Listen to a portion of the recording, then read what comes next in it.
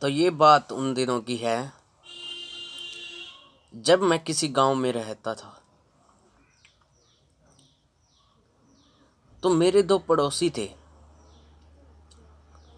तो हमारे मन में अवधारणाएं रहती हैं कि ये अच्छा पड़ोसी है, वो बुरा पड़ोसी है। तो ये अवधारणाएं हमारे मन में होती हैं। अच्छा बुरा कुछ नहीं होता, वो हमारा मन होता है अच्छा बुरा। जैसा हम दूसरे के बारे में अपनी सोच रखते हैं, वैसा ही हमें वो दिखने लग जाता है। तो अक्सर में होता हमारा मन का ही वहम है, हमारे मन की अवधारणा। वो दोनों पड़ोसी सगे भाई थे।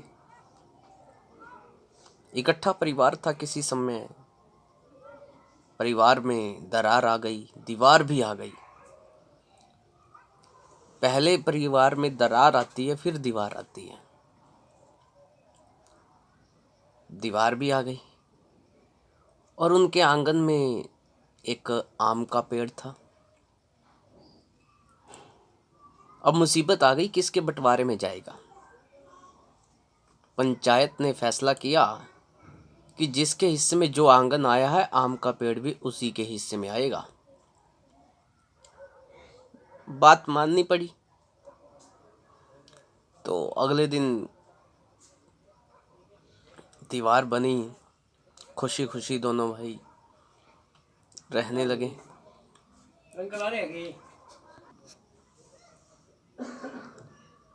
तो दोनों भाई खुशी खुशी रहने लगे। तो एक समय ऐसा आया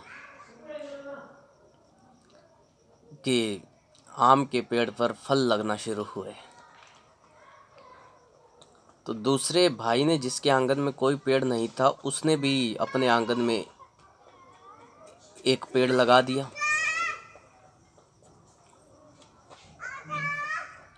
लेकिन उस पे फल लगना अभी बहुत दूर था। तो उसने क्या किया, तो क्या होता, दूसरा भाई जिसके आंगन में पेड़ नहीं था, अपने आंगन का कचरा उठाता और उसके आंगन पे फेंक देता। दीवार के ऊपर से ही फेंकना होता था। और जिसके आंगन में आम के पेड़ थे,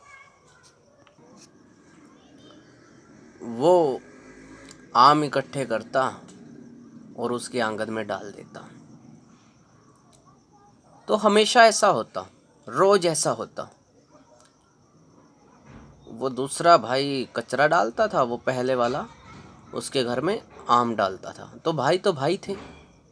पहला भाई जानता था कि इसके हिस्से में आम का पेड़ नहीं आया है, तो आम तो आ सकते हैं उसके हिस्से में। वो अच्छी सोच रखता था कि बंटवारा जगह में हुआ है, घर में हुआ है, इंसानों में बंटवारा तो नहीं हुआ है। लेकिन छोटा भाई बुरी सोच रखता था, इसलिए वो कचरा डालता था। तो सीधी सी बात है, जिस व्यक्ति के पास जो चीज़ अधिक मात्रा में होती है, वो वही ही देता है दूसरों को। जिसके पास गालियां हैं, वो गालियां देगा। जिसके पास अच्छी आदतें हैं, वो अच्छी आदतें देगा। जिसके पास भलाई करना लिखा है, वो भलाई ही करेगा।